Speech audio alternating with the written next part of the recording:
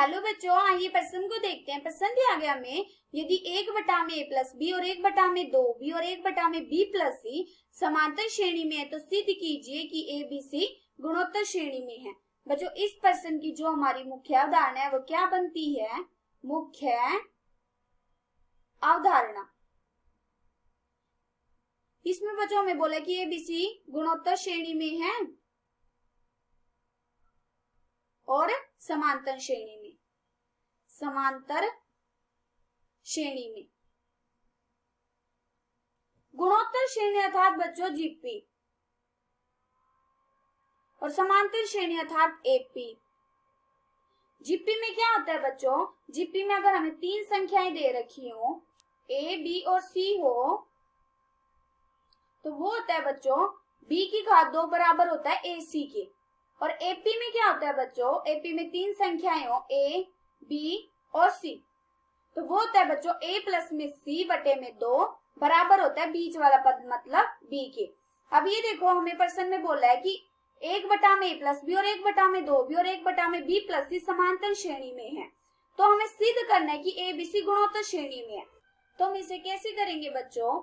ये देखो, ये गुणोत्तर श्रेणी में क्या क्या है बच्चों हमारी? एक तो 1/a प्लस बी और 1/2b और 1/b प्लस सी, ये हमारी क्या है बच्चों? समांतर श्रेणी अर्थात हमारी एपी में है। और हम जानते हैं एपी में अगर हमारी तीन संख्याएं हो तो वो क्या होती है बच्चों?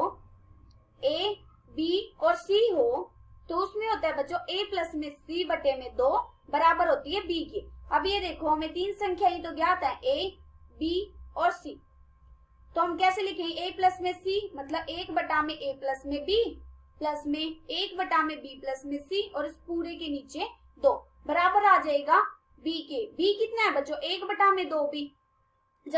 जब बच्चों हम इसको देखो हल करेंगे, यहाँ से हमें क्या दिख रहा है? 2 हमारा भाग में है, दूसरी तरफ भेजेंगे तो क्या हो जाएगा? गुणा में 2/2b। और यहाँ से क्या आ गया बच्चों? 1/a प्लस में b प्लस में 1/b प्लस में c। ये देखो 2 से 2 कट रहा है, यहाँ से कितना आ गया हमारा?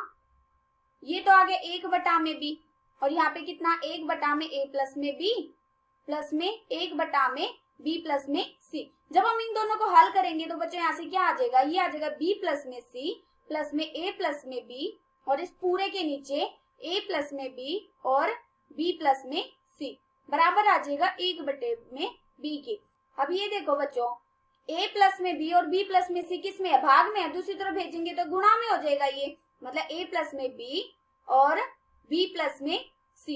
अब ये देखो b हमारा किस में? भाग में है, दूसरी तरफ भेजेंगे तो गुणा में हो जाएगा b और b प्लस में c प्लस में a प्लस में b के। जब हम इसको खोलेंगे बच्चों, गुणा करेंगे तो यहाँ से क्या आ जाएगा? b की घात 2 प्लस में cb प्लस में ab प्लस में b की घात 2। यहाँ से क्या आ जाएगा बच्चों? ab प्लस में ac प्लस में b की घात 2 प्लस में bc। अब ये देखो हमारा क्या कट हो रहा है बच्चों? यहाँ से b की घात 2 और ये भी b की घात 2। अगर हम इसको दूसरी तरफ लाएंगे तो ये क्या हो जाएगा? माइनस में, ये तो कट जाएगा आपस में। अब ऐसे ही देखो बच्चों, BC है और हम जानते हैं CB हो या फिर BC हो, ये आपस में बराबर होते हैं। जब हम इसको दूसरी तरफ लाएंगे तो ये भी आपस में कट जाएंगे क्योंकि ये माइनस में हो जाएगा। अब ये देखो AB है, जब हम इसको दूसरी तरफ लाएंगे ये भी आपस में कट जाएगा।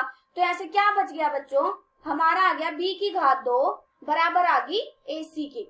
ये देखो b की घात 2 बराबर आ गई AC के। हमें क्या दिखाना था बच्चों? हमें जीपी में दिखाना था ना, A B C और हमारे गुणोत्तर श्रेणी में। और हमारे क्या होता है जीपी में? b की घात 2 बराबर होती है AC के और हमारे क्या निकला है? b की घात 2 बराबर आ गई AC के। ये हमारी क्या आ गई बच्चों? जीपी। आशा करती हूँ कि आप सबको समझ आया होगा। धन्यवाद।